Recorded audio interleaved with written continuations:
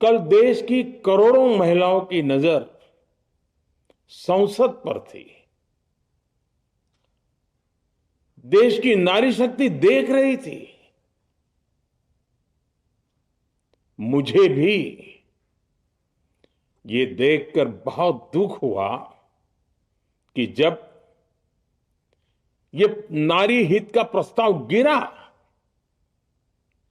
तो Congress, DMK, TMC, Sapa जैसी परिवारवादी पार्टियां खुशी से तालियां बजा रही थी। महिलाओं से उनके अधिकार छीनकर ये लोग मेजें थपथपा रहे थे। उन्होंने जो किया वो केवल टेबल पर थाप नहीं थी, वो नारी के स्वाभिमान पर, उसके आत्मसम्मान पर चोट थी। और नारी सब भूल जाती है, अपना अपमान कभी नहीं भूलती। इसलिए संसद में कांग्रेस और उसके सहयोग के उन सबके व्यवहार की कसक हर नारी के मन में हमेशा रहेगी। देश की नारी जब भी अपने क्षेत्र में इन नेताओं को देखेगी तो वो याद करेगी कि इन्हीं लोगों ने संसद में महिला आरक्षण को रोकने का जश्न मनाया था, खुशियां मनाई थी। कल संसद में नारी शक्ति वंदन संशोधन का जिन भी दलों ने विरोध किया है, उनसे मैं दो टूक कहूंगा।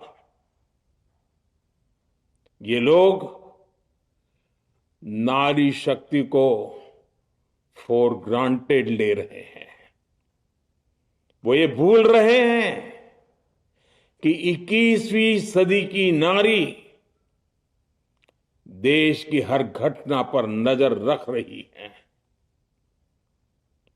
वो उनकी मंशा भांप रही है और सच्चाई भी भली भांति जान चुकी है।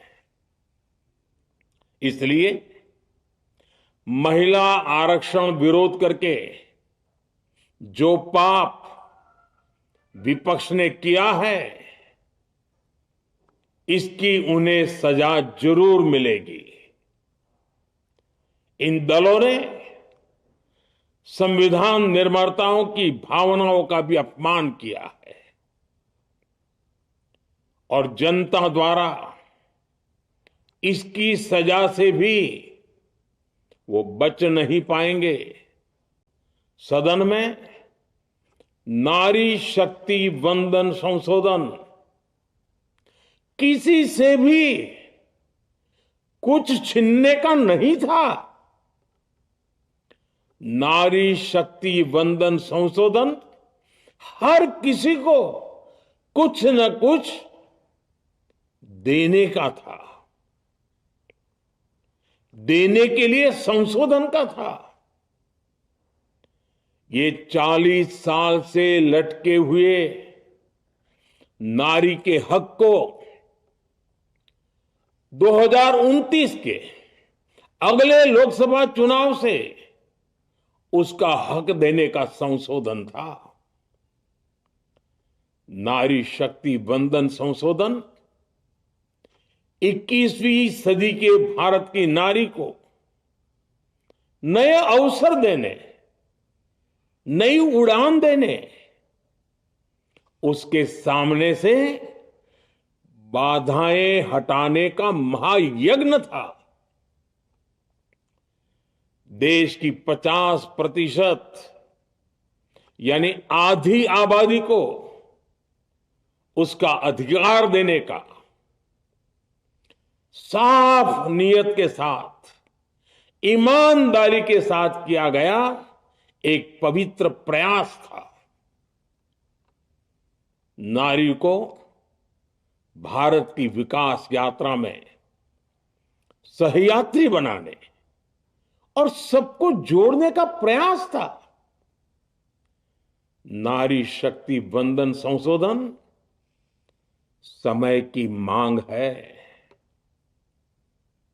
नारी शक्ति वंदन संशोधन उत्तर, दक्षिण, पूरब, पश्चिम सभी राज्यों की, हर राज्य की शक्ति में समान वृद्धि का प्रयास था।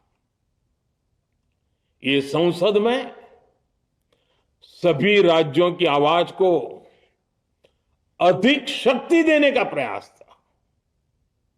राज्य छोटा हो, राज्य बड़ा हो, राज्य की आबादी कम हो या राज्य की आबादी ज्यादा हो, सबकी समान अनुपात में शक्ति बढ़ाने की कोशिश थी। लेकिन इस ईमानदार प्रयास की कांग्रेस और उसके सहयोगियों ने सदन में पूरे देश के सामने भ्रूण हत्या कर दी है। भ्रूण हत्या कर दी है। ये Congress, TMC, Samajwadi party, DMK जैसे दल इस भ्रूण हत्या के गुनहगार हैं। ये देश के संविधान के अपराधी हैं। ये देश की नारी शक्ति के अपराधी हैं। कांग्रेस महिला आरक्षण के विषय से ही नफरत करती है। उसने हमेशा से ही महिला आरक्षण को रोकने के लिए षड्यंत्र किए हैं। इस दिशा में पहले जितनी बार भी प्रयास हुए, हर बार कांग्रेस ने इसमें रोड़े अटकाए हैं। इस बार भी कांग्रेस और उसके साथियों ने महिला आरक्षण को रोकने के लिए एक के बाद एक नए झूठ का सहारा लिया। कभी संख्या को लेकर, कभी किसी और तरीके से कांग्रेस और उसके साथियों ने देश को गुमराह करने की कोशिश की। ऐसा करके इन दलों ने भारत की नारी शक्ति के सामने अपना असली चेहरा सामने ला दिया है, अपना मुखौटा उतार दिया है। साथियों, मुझे व्यक्तिगत तौर पर आशा थी कि कांग्रेस अपनी दशकों पुरानी गलती सुधारेगी। कांग्रेस अपने पापों का प्रायश्चित करेगी। लेकिन कांग्रेस ने इतिहास रचने का, महिलाओं के पक्ष में खड़े होने का अवसर खो दिया। कांग्रेस खुद देश के अधिकांश हिस्सों में अपना वजूद खो चुकी है। कांग्रेस परजीवी की तरह क्षेत्रीय दलों की पीठ पर सवार होकर खुद को जिंदा रखे हुए है। लेकिन कांग्रेस ये भी नहीं चाहती कि क्षेत्रीय दलों की ताकत बढ़े।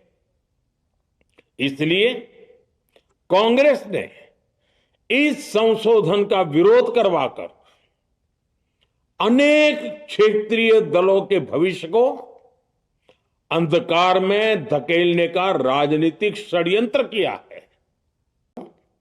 Congress, Samajwadi party, DMK, TMC और दूसरी पार्टियां इतने वर्षों से हर बार वही बहाने, वही कुतर्क गढ़ते आए हैं, बनाते आए हैं। कोई न कोई टेक्निकल पेंच फंसाकर ये महिलाओं के अधिकारों पर डाका डालते रहे हैं।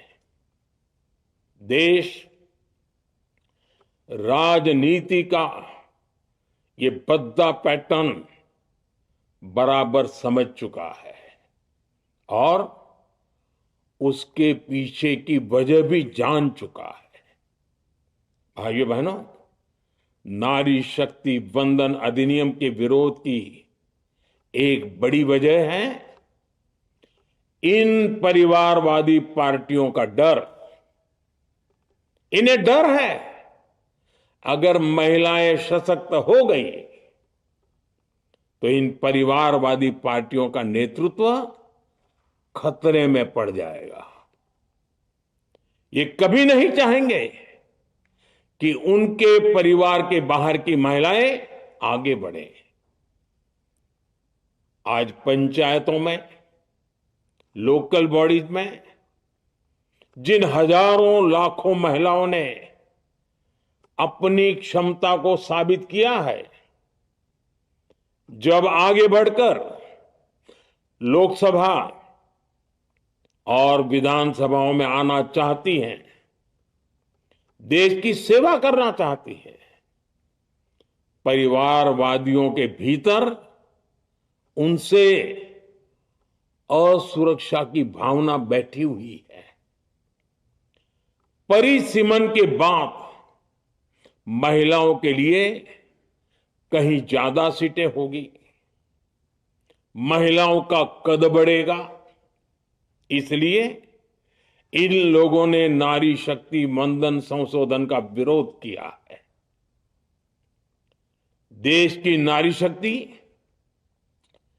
कांग्रेस और उसके सहयोगियों को इस पाप के लिए कभी माफ नहीं करेगी।